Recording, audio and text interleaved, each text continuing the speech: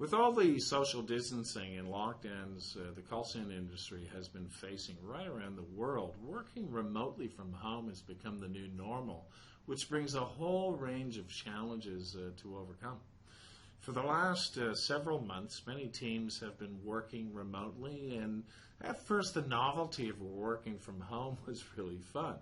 You know, there was no commute time to get to work, and you found you had more time to spend with family or quickly do some chores like the laundry without anybody being the wiser. And now that, after the first few months, for many people, the novelty is worn off, and being away from your team members and interacting with people at work is starting to take its toll, which is impacting people's energy levels and enthusiasm for hitting their targets and KPIs. And many are finding that working remotely can be a great excuse for not hitting their targets and KPIs. So obviously, as a leader, it's your responsibility to keep the team performing as they should, and to overcome this new challenge, you've got to find new ways to keep your team up, positive, and wanting to perform at their best. Hi, I'm Mark Carriere, and at the end of this video, you'll know 7 ways to help you keep your remote team motivated and continuing to hit their targets and KPIs, especially when they may be struggling working remotely. The other week, I was speaking with a business colleague of mine, Avi, who I referred a client to who needed a really good call center. Avi's call center is in Melbourne, Australia, and since the start of the COVID pandemic, he's had to move his team to work remotely from home because of the initial lockdown there, and now that they've had a second wave of infections in Melbourne, they're in another lockdown that looks like, it could go on for months. So we were talking about how this was affecting his team, and he was mentioning how this was negatively affecting his team, and how it was challenging for him to keep them positive and motivated.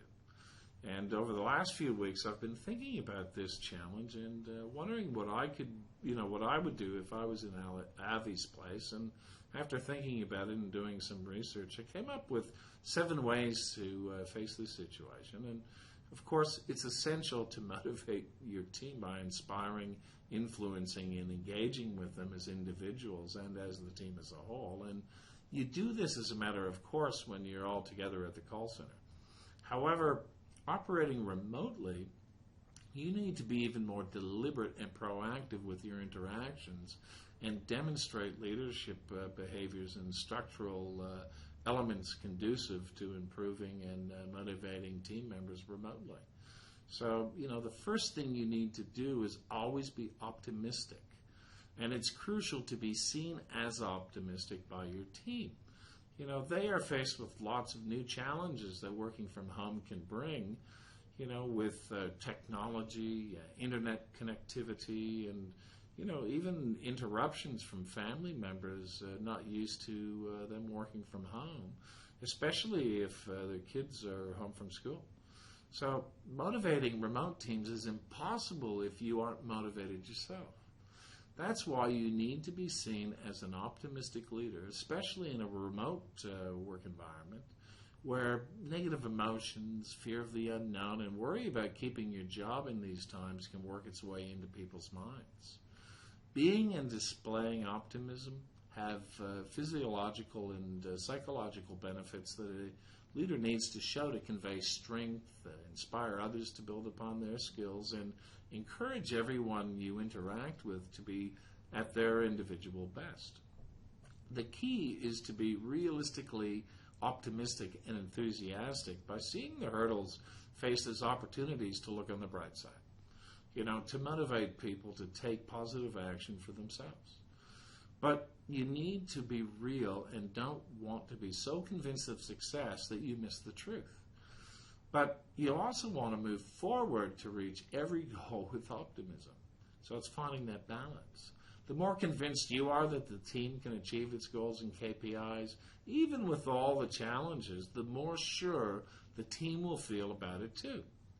The second thing that is really important was highlighted to me by my sister Pat, who lives in Montreal and is working from home for a call center company herself, We were catching up, and I asked her how she felt about working from home with her company. And, Pat was really frustrated with the lack of communication because basically the only time she heard from her team leader or the company was through emails she received first thing in the morning at the end of the day. She felt pretty much on her own, and if she had a problem to deal with or had a question, she had to send an email and, sometimes wait for hours to get a response. I could only shake my head when she shared that with me because it's hard to be inspired just in an email or a text message. Although better, it can even be hard to be inspiring over the phone.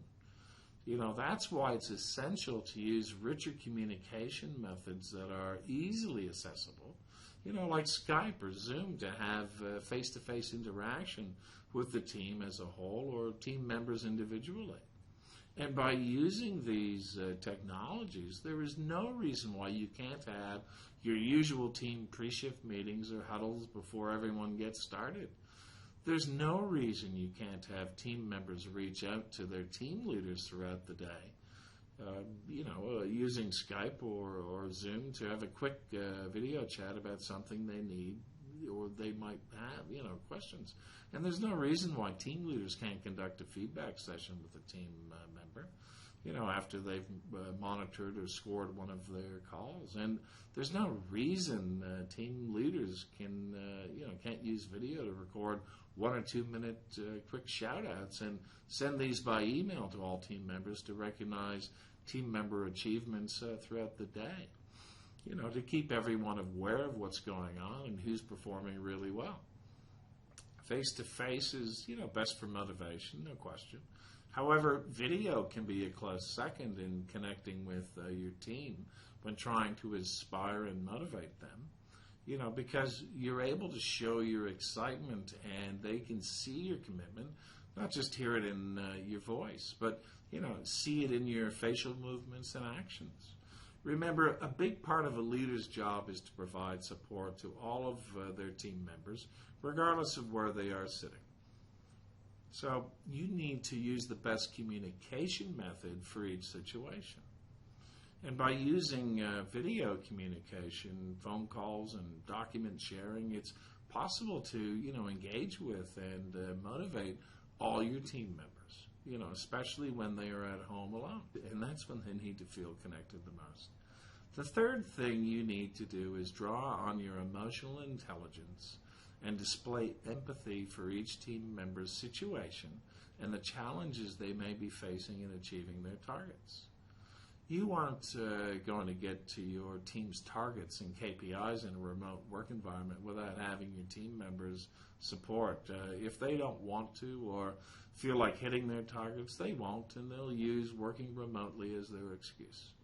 So you must draw on your emotional intelligence to firstly identify and manage your emotions, but also identify what motivates and drives your team members to act the way they do. That means you need to connect with them on the phone or through face-to-face Skype or Zoom video calls. Listen to them and find out what their goals are and discuss how these goals can still be achieved even in a remote working environment, and use inspirational appeals to their values and ideals to help the team achieve its targets. You want to continue to build on a sense of purpose and community that you developed and, based on your team's motives and values when everyone was working in the same room. So, you can continue to foster an environment where people feel that they are able to openly share their ideas and positively challenge each other. This is especially needed to successfully motivate people working remotely. And another way to keep your team motivated is to have them feel connected to each other and show genuine interest in each other outside of work. A good way to do this is by setting up a Facebook community for your team to give them an opportunity to build a sense of community within the team, or continue that, especially as they don't have an opportunity to share breaks and lunch with each other like they would at the call center. So set up an online community where people feel comfortable sharing ideas, interacting, and engaging with each other. They should feel it's a safe place for spontaneous conversations and interactions, either one-on-one or in a group setting. When you can make the team feel more like a team of people rather than just, worried about the next target, you can create a sense of belonging. The next thing you want to do to motivate remote people is to have them feel like they are seen. And if they feel invisible, like my sister Pat, most people won't work hard because there's no point. Nobody seems to care, so why should they? Everyone wants to be recognized for the value they provide, right? So you need to continue with your reward and recognition program. Find new ways to make their achievements and contributions more visible to keep them motivated to keep working. As I mentioned earlier, you can make sure you provide your recognition in any of your team Skype or Zoom calls. And get a senior leader sometimes to join a team meeting to demonstrate their appreciation and interest in the team's success. You can collect testimonials from clients and send them to the team. Think of specific achievements that people overcame working from home to hit their targets and KPIs, and present the reward in front of the entire team during a video call. Create a visual scoreboard you can send out throughout the day, and or have a link where all team members can go to see how everyone is progressing throughout the day themselves. Continuing to provide regular feedback and coaching is super critical in keeping team members motivated. And with technology like Skype or Zoom, there is no excuse for this not to continue. Motivating your remote team requires consistent interaction, and you must provide regular feedback and coaching to help all team members develop their skills. Not only does this bring a sense of normalcy to the workday, by doing this, you show you're still dedicated to helping them grow professionally. And the key is to provide both positive and corrective feedback. Don't feel you can't provide corrective feedback just because of the working remotely situation. Team members need feedback, be it positive or not, to feel that they are still involved in a working environment. Your team members still need to have a growth mindset where they feel that their personal improvement and performance goals really matter. And as their leader, when you focus on the potential of your team members, it motivates them to keep stretching to reach or even exceed their goals and KPIs. And lastly, you need to understand that all your team members may not be able to reach you when they need your approval on a situation they may be facing with a customer. That's just one of the challenges that comes along with working remotely. And you need to think of the customer experience in having one of their problems dealt with straight away. It makes customers feel that your brand is still there for them, providing great customer service, rather than having to have someone chase them down later to get back to them. So you need to trust team members to know what the right thing to do is if they can't get in touch with you to get your approval. If you've trained them well, you must trust them to follow through appropriately. And yes, sometimes they'll get things wrong. Big deal. So what? You can fix it when that happens. No problem.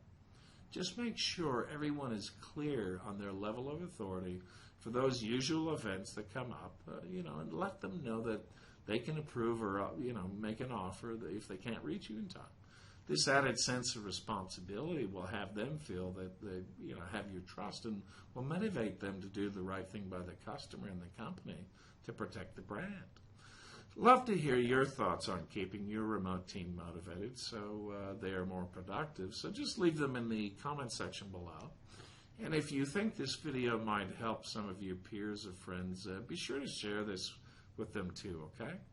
And if you haven't already, be sure to subscribe to my channel and hit the notification bell, because I post new team leader training videos and tips every week. And when a new video has been uploaded, you'll get notified. Thanks for watching, and catch you all next time.